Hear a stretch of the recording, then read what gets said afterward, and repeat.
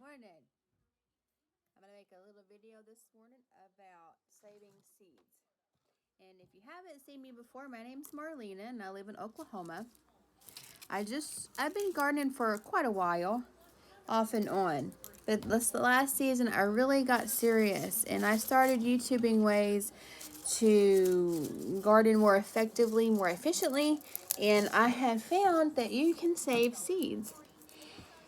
Okay, so what I'm doing now is these are yard-long beans. And these beans, they get like this. They're really good for stir fries and fresh eating. And so I saved a handful that was left on my plant from the end of the season. So I just let them dry on the plant. I left them alone. I just let them dry on the plant. And I brought them in and I put them in a bag just like this. Just like the bean. And so you go through there and grab the bean stalk pod, whatever, stalk. I guess it's a stalk? No, it's not a stalk, whatever it is. The shriveled up dry bean. And you take and you just squish that little seed out of it and get it out. And so I did not have to buy yard-long beans this season. My sister actually sent me, was it 8 yard-long bean seeds, which I planted them late, so I didn't get a whole lot of bean action last year. So this year I'm planning for great bean action. Good stuff. Okay, I'm just so stoked that I can just save these seeds. And every little seed, now I don't know, the little bitty seeds should germinate too. They should sprout. I'd say I had about 8 to 10 beans that I saved, and they're like a foot long. But I'm thinking every bean that I actually have has about 4 or 5 in it. But I don't know if they broke it in half and it's like half a bean or not. But it's really, really simple to save seeds out of these beans. You know, and you go to like the farm store where you like the feed store, and your feed store will have seeds. And they're real economical. They're really inexpensive seeds, and you get quite a bunch of them. But the deal with getting a bunch of those seeds is if you don't have room to store them properly, your seeds aren't going to hold up so well. Now, how I store my seeds is I've got a closet over there that I've got some canned goods in. And however you store your canned goods, you can store your seeds in. So it's cool in that closet because it's separated from the rest of the heat in the house. There's not a vent in it to blow the central heat and air. Of course, we don't use central heat and air in here in the country in the wintertime. Really what we use is our propane heater and our wood stove. That's what we use. So there's not a lot of that central heat and air going on down here, except when it gets real cold like it is right now. Because right now it's like 20 degrees in the daytime and like 0 degrees at night, 4 degrees. So our central heat comes on a little bit at night, but not a lot. Okay, so I digress. So the seed saving, when you get your seeds saved, you can just make sure they're real dry. You don't want any moisture in your seeds when you store them. If you're saving seeds yourself, now these seeds they were just laying on my corner shelf in the kitchen for months. I just kind of set them there, forgot about them, you know, all fall and into winter. And so when they were real good and dry is when I put them in a baggie. And there. Because you don't want your seeds damp at all. It could ruin them. They could mold. And if you got moldy seeds, they're going to deteriorate, not going to germinate. You're not going to have any seeds. So, very dry seeds. Okay.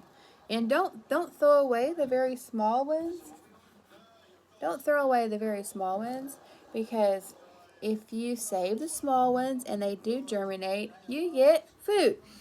If you throw away the small ones and you don't plant them, you will not get any food. So just chance it, even though like the broken one may not, do anything, but I'm still gonna save it. I'm still gonna try. Still gonna try. Okay, I'll save seeds in a cool, dry area with like, I don't know about the humidity, but I'd say low humidity to moderate. You don't want it real humid or they'll germinate. So you want to keep that low. So my closet over there is a perfect space to keep my seeds in. And that's where I got some canned goods, so that's what I'm going to do. And see, this just getting right along. Now, from those 8 seeds my sister gave me, I have all of these seeds from the plants. So, if someone gives you some seeds and it's not very many seeds, you can just plan on saving those seeds. A good example is with beans. Really simple to save. Peas, really simple to save. What else? Your squash, your winter squash, really easy to save. Because when you eat the food, you scrape out the seeds, rinse them off, and save those seeds. So it's really easy.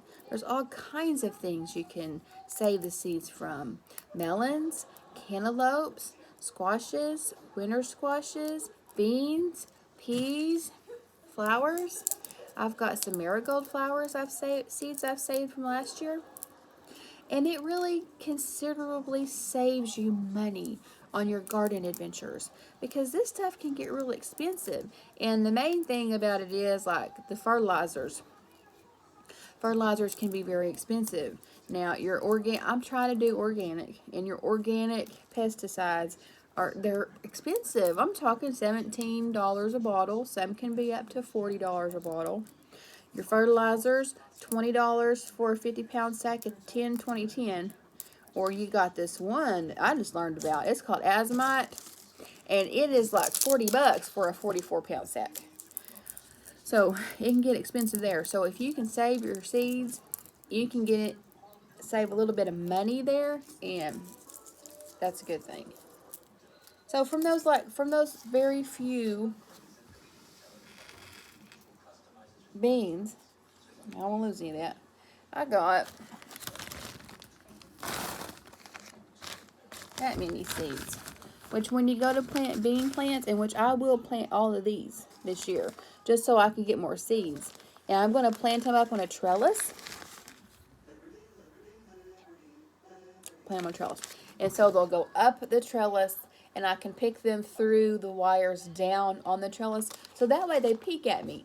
Because these beans are pretty good at hiding because of the green color. Pretty much the same color as the stems and leaves.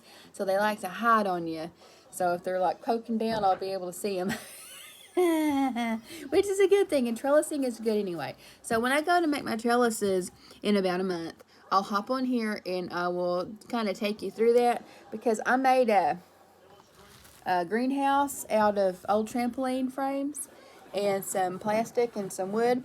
And so I'm taking one of those trampoline frames, chop it in half, and like bury the ends of it, and like put this metal bracing across it, and then fold it over with wire so I could trellis on that. I mean, it was free, free, because I've got the fence on my property. I got some old fence back there. The trampoline was free. The metal thingies I've got to go were just metal bars that held the thing that goes around the trampoline, the netting, okay? It was a poles that hold that in there. Somebody used half a pole in between to hold the two frames together, okay? The only thing I'm paying for there is the hardware, what's it called, self-tapping screws to connect them together so the trampoline frame doesn't fall apart in the wind, because Oklahoma wind is pretty serious. So I will come back on here and show you all that later, all right? Thanks for watching.